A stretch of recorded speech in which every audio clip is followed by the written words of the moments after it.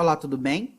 Eu sou o pastor Maurício, pastor da Igreja Presbiteriana Conservadora de Paranaguá, e eu gostaria de ter um tempo devocional com você nesse momento. Eu gostaria de ler o livro do profeta Ageu, no capítulo 2, verso de número 9, que diz: A glória desta última casa será maior que a da primeira, diz o Senhor dos Exércitos, e neste lugar darei a paz, diz o Senhor dos Exércitos. Vamos orar? Senhor Deus e Pai, graças te damos pela tua palavra que é viva, poderosa, eficaz, que é nossa regra de fé e prática. Suplicamos, Senhor Deus, que pelos méritos de Cristo, teu Santo Espírito ilumine a nossa mente, nos convença, nos corrija, nos repreenda, como também nos incentive, nos conforte, nos ajude a vivermos para a tua glória. Assim nós oramos e agradecemos em nome de Cristo Jesus. Amém. Meus amados irmãos, não é de hoje que as pessoas vivem de nostalgia, em recordar-se de coisas passadas e ficarem presas naquilo que aconteceu no passado. É comum encontrar os antigos e, com muito saudosismo, falar da sua época, os feitos, as obras que fizeram, e reclamar do presente momento, e, na comparação, sempre ficar preso ao passado, ao passado. Isso não é bom. E quando nós olhamos para as Sagradas Escrituras, isso não é diferente. O povo de Israel, depois de haver se dividido e com o passar do tempo serem exilados, a Síria ter assolado o povo de Deus e depois a Babilônia ter ido até Judá também e levado cativo. E depois de 70 anos, ao voltarem, ao retornarem, o povo de Deus olha para o passado e, desanimado com o dia em que eles viviam, o momento em que eles estavam inseridos, o contexto histórico que eles estavam vivendo, passaram a ver com uma certa indiferença a ação de cultuar, de fazer coisas para o Senhor.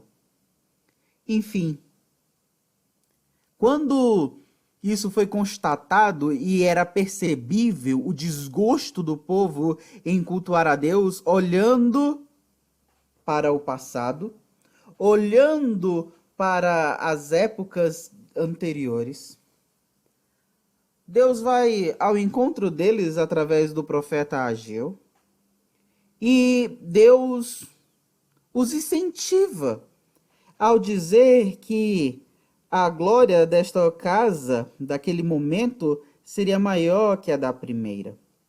Não era mais o templo de Salomão, aquele templo já não era mais o mesmo. E na reconstrução, as pessoas, ao verem que não era mais a mesma coisa, Israel não tinha mais o mesmo poder político do que dos dias de Salomão. Enfim, o desânimo tomou conta, a fim de as pessoas não adorar a Deus conforme o Senhor é digno de ser louvado, de ser adorado. É onde Deus chama a atenção a mostrar que a adoração ao Senhor, ela não se dá em aspectos do passado. Adoramos a Deus no tempo presente, chamado agora. E agora, com os recursos que eu tenho, com a estrutura que eu tenho, é onde eu irei prestar o meu culto, o louvor. Não apenas em tempos áureos, mas agora também em tempos de reconstrução, de retomar tudo de novo e começar todas as coisas. Então, o louvor a Deus, o Deus permanece o mesmo, a glória de Deus permanece a mesma. Deus não é diminuído, o poder de Deus não é diminuído pelo fato de viver numa situação contextual ruim. E estou falando isso para trazer a seguinte aplicação. Se Deus nos permitir, logo mais estaremos voltando às nossas igrejas, voltando às nossas rotinas. Porém, voltar às nossas rotinas, não estou dizendo em voltar a poder se reunir com o povo, mas não voltar no tempo com a mesma programação, com o mesmo estilo, com as mesmas características que idealizávamos antes deste surto pandêmico. Será diferente. E o fato de ser diferente não significa que inibirá a atuação de Deus no meio do povo do Senhor. Não significa que a palavra do Senhor não terá a mesma eficácia. Não significa que a igreja será, nesse sentido, prejudicada. Talvez as nossas ações, os nossos comportamentos venham a demonstrar futuramente uma certa indignação, um sentimento de frustração, mas mesmo sendo tudo isso uma possível realidade ao povo de Deus, que logo mais estará retornando às atividades comuns da igreja, como os cultos públicos dominicais, as escolas bíblicas, as reuniões de oração, os grupos familiares, as reuniões nos lares e toda outra programação que a igreja naturalmente já tinha, ao retornar, não crie expectativas acerca dos encontros em dizer antes da pandemia e pós-pandemia. Talvez seja inevitável uma roda de conversa, mas não venha a prender seu coração nessas características. Retorne às atividades da igreja, mesmo num contexto diferente, lembrando de que Deus permanece o mesmo. Muitas pessoas mudarão e o estilo de vida de muita gente vai mudar no mundo pós-Covid-19. A rotina de higiene das pessoas mudarão. O comportamento das pessoas irão mudar de uma forma notável.